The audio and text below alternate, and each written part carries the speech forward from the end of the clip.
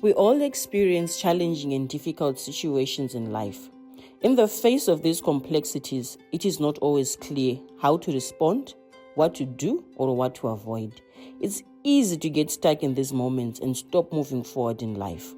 Wholeness with Naomi is a program that explores our experiences with such encounters and provides tools and strategies that can enable anyone facing these hardships to continue walking their path in life.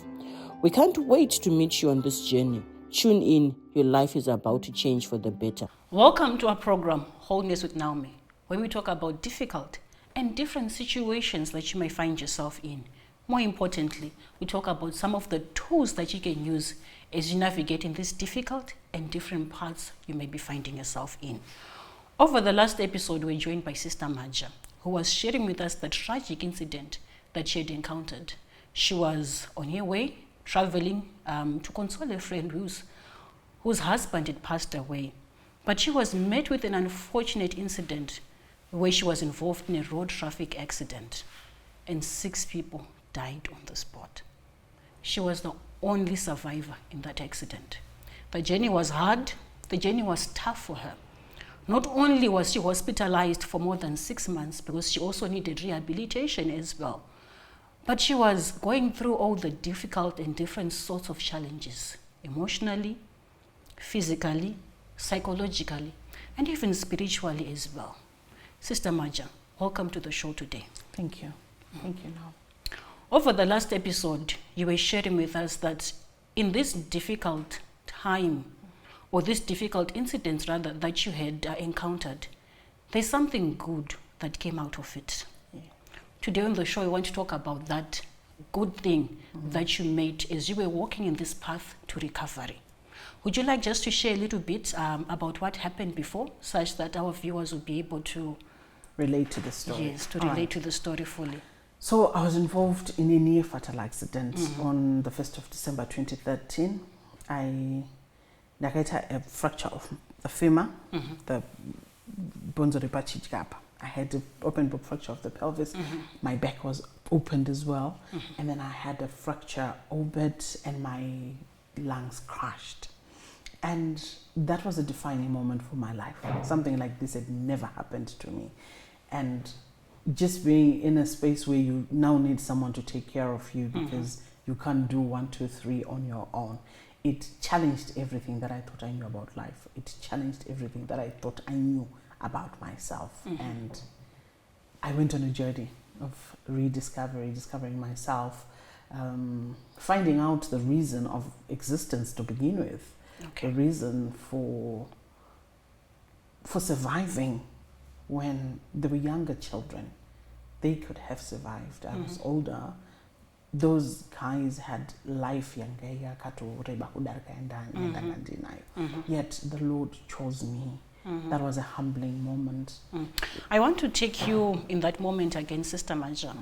That realization that I'm the only survivor. Everyone died on the spot. How did it make you feel? How did it affect you as well? The impact was not anything that I ever thought I would get. You see, it's one thing to go through something.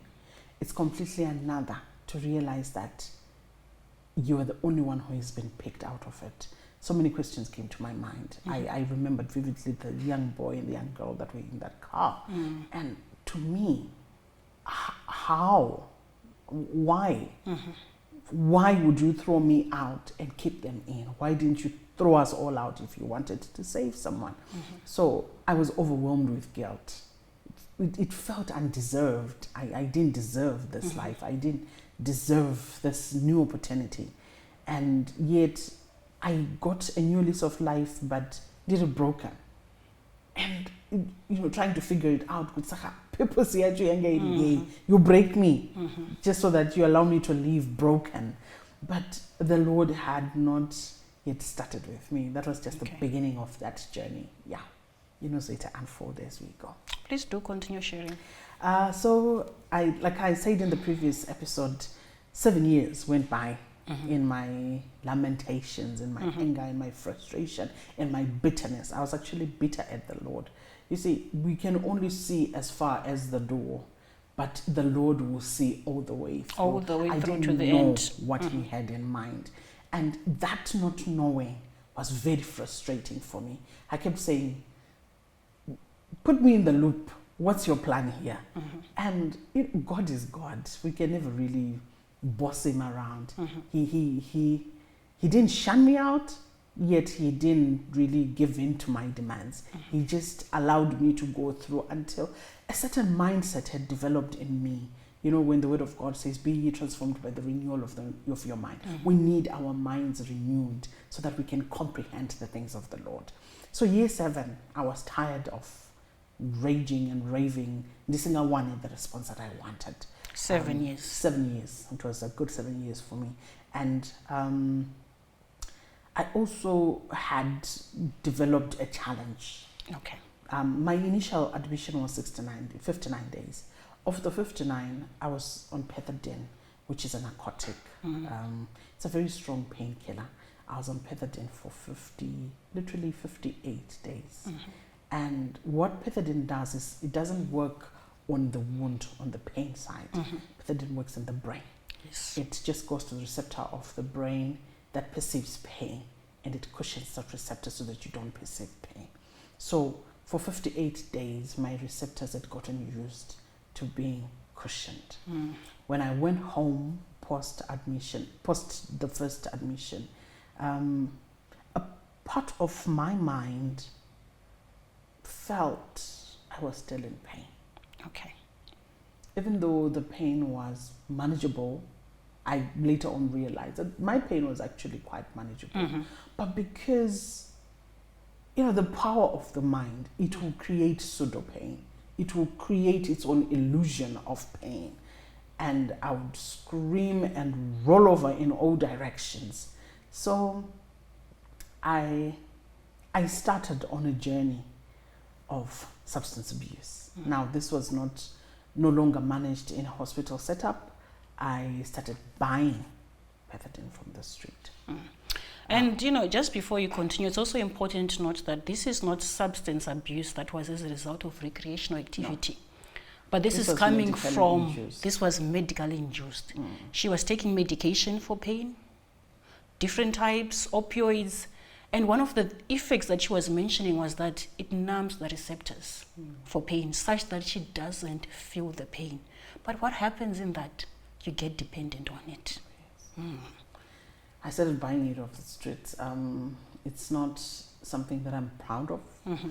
but now I get to use my voice and talk about it because I have lived through it and have come out of it. So initially I got people who could supply me on a very regular basis. And I think somehow they thought they were doing me a good favor because the thought of me that they had was of this broken person in hospital who really needs this who drug. Really needed it. So they kind of felt like they were doing me a favor. Mm-hmm. But it went beyond that. When I was now able to walk, I'd gone back to work. I didn't need it as much as I made it out to look. That must be something which was quite hard for you, It was. You're coming from a place where there's pain. And before you know it, you're dependent on something. Not out of your own causing, not out of your own creation, but because you needed it. Yeah. Viewers, let's take a short break. Do join me in the next segment as we explore how this affected and how she managed to overcome in it. Thank you.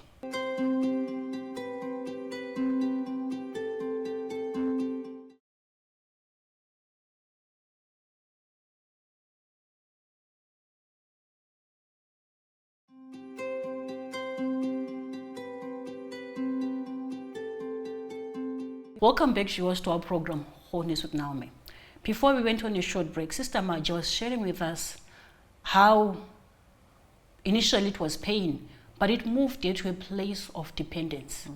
Dependence on drugs that ordinarily in the first place were supposed to heal her and cure her.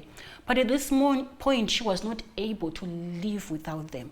And this is called drug-induced substance abuse. Please do continue, Sister Maja. So I went on with my habit, and that habit on its own has devastating effects to an individual, to their support system. The only person that really knew what was going on with me was my husband. Okay. But long term, that really strained our relationship because he kind of saw through me. And in my mind, I was justified. Come on, I'd had an accident. I'm broken, look at me. To my mind, it was justified. But he kind of saw through what was happening. You know, you end up giving it the priority over everything else. You'd rather fuel your dependency. I mean, we'll figure out what to do. So it strained my relationship with my husband. It strained me economically. Okay. I prioritized that over everything else. And I think it's also important to note that when one is dependent, they do not have control. They don't. No. No. In your own will. So even if you have someone at home who's dependent on a substance, on a drug or anything, in that moment, they do not have control. Oh, yes. So I went through it. 7 years on, I was still at it. I would stop. There were times when I would actually use my own volition and I would say, this is a bad habit, and I would stop it for a period of time, maybe 2, 3, 4 months. Then I would be admitted in hospital again for a procedure. I've had 10 operations from this accident. So every time I would go in for a procedure, then I would be put on pethidine again. And then the relapse would start over and over and over again. But my body was now sore. That's another thing. Because they are injectables, I had to inject myself. But because I needed the fix, I could endure the pain just so that I would get that fix. Because as long as I was in this euphoric state, I would not think about anything. I did not want to address my issues. My mind kept prompting me to revisit the accident, to get closure for myself so that I'd move on with my life. But I didn't want. I wanted to hold on to this for fear of going back and retracing my past and finding things that I did not like. And it's also, you know, this is something that ordinarily one is not able to do on their own, especially after a tragic incident. You You need the help of a professional to take you back in that moment where that tragic incident happened and to walk with you that path on your own. It's not possible. It's scary because it feels like you are right back in that accident. Time, and it's very overwhelming. And the body starts again that process where maybe it had healed, 10 steps. It you takes go you back. Yeah. You go back. So one does need a professional to walk with them in that path. That's so true. That's so true. Anyway, long story short, at my 7-year mark, we had a conversation with the Lord. And the Lord explicitly said to me, you had to go through that so that when you talk about it, you can relate. Okay. And I was like, okay. But then that realization it had been given a new lease of life. My life had to mean something. There had to be purpose in all this. Yes, we want to understand what that purpose was in this. There had to be purpose. And our Lord started sharing about trauma in its truest sense. Okay. People navigate all types of trauma, but they never quite find structure and support to help them out. You have someone 30 years after an event. You talk to them, the passion that they exude when they speak, it's as if the event is actually happening. That on its own is a clear indication that they have not healed. A lot of people are stuck in cycles, repeated cycles, because they have not been able to come out of a traumatic event. So I said, that would be a bit difficult for me. What then do I do? Where would I even find those people? And the Lord said to me, use your voice. Share your story. Learn. I'll guide you on what to learn. So I went on and I started trauma recovery coaching. Okay. And now I help survivors of tragic events or anyone who's just surviving anything that's traumatic. That's beautiful. From a lived experience and from what I have started to help people with structure and compassion and understanding. If someone says, I can relate with that because I went through it. So that has given me traction, because I'm speaking from a clinical point of view. I'm also speaking from a lived experience. Oh, that's beautiful. That's beautiful that came out as a result of that. But I'm also interested in finding out how you managed to let go of the dependence. What did that look like for you as you walked in the steps to recovery? My recovery, substance abuse was a difficult one. It was a miraculous one. Okay. My story is nothing short of a miracle. So I sat with the Lord again. We had so many conversations, and I remember my prayer in this particular instance. I was praying for different things, but in this particular instance, I said, Lord, I'm ashamed. I am ashamed to even talk about this struggle. How are people going to look at me? How are my children going to look at me? How is society going to relate with me, knowing that this is the habit? And these are real things. Yeah. I don't want to come out for fear of the perception that people are going to have about me. I don't even want to go and seek for help because of that fear. But I know I can't stop this on my own. This is a terrible habit, and it has ruined my life. It has strained my relationship with my husband and my body. Yani mangoma problems that I initially did not have because of the accident. It's purely because of this habit. Father, help me. In that moment, I surrendered to the Lord, and that's how I stopped. Okay. I've been 6 years clean. I don't have any cravings. Even if ndekatoenda ku hospital now, I'm quick to mention kuti ndakamboita substance abuse. So I try to navigate life without it. If I really need it, then. If I don't, I leave it. Then you don't. Yeah. So for you, it was an issue of just leaving it in the moment. And how did you go through the withdrawal effects? Withdrawal was hard. Withdrawal was hard. That the Lord allowed me to experience. Your body will fight you. Your mind will fight you. It will tell you that you need it. Everything in you will tell you that you needed it. But because I believe there was a supernatural aid for me, the transition was hard, but it was manageable. I had to go through the whole process of withdrawal. I had to feel my body reject me to look for what it wanted, until after about 3 weeks, my body started normalizing my new, and that's been that for me. That's amazing. That's been that. This is really amazing. I also want viewers to be able to note that withdrawal is something that it's difficult for one to manage on their own. Yes. You need the help of doctors. Oh yes. Withdrawal effects are something that you may not be able to contain on your own. Yes. It's so overpowering because your whole body is rejecting that, because it was now used. It's not only just your body, it's your mind. It's your mind as well. It's your brain. Every part of your body was now glued to this particular substance or drug. It's something that in as much as with your own free will, you really want to stop it, but it does require medical support for you to be able to come out of it fully. If you're in a place where you're struggling with a drug or medical induced substance abuse, seek for help from professionals that are able to walk with you that path, because on your own, it's something which is so hard and it's difficult. It is. It is, I promise you. It is so hard. It will challenge everything that you think you can do for yourself. It will challenge your self-control.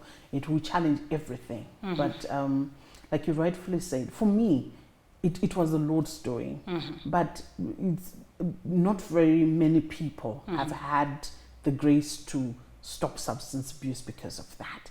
I recommend people go to facilities. There's so many facilities across our country that would help you navigate withdrawal, substance abuse, so that you're actually able to come out of it. And your mind then needs to understand all this. So you need the help of clinical psychologists. You need people that you can talk to. And most importantly, you need support groups.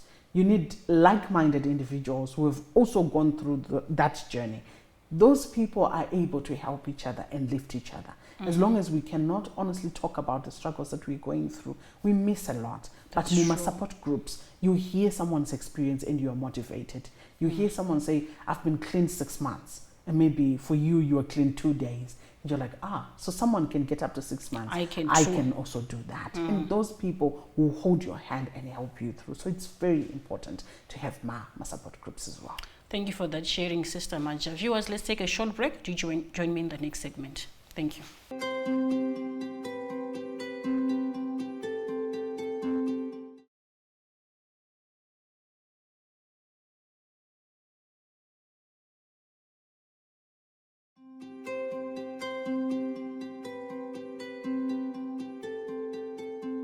Welcome back, viewers, to our program, Wholeness with Naomi. Today we're talking about a subject that is not usually spoken about, but it does affect us. And we're talking about medicine or drug-induced substance abuse.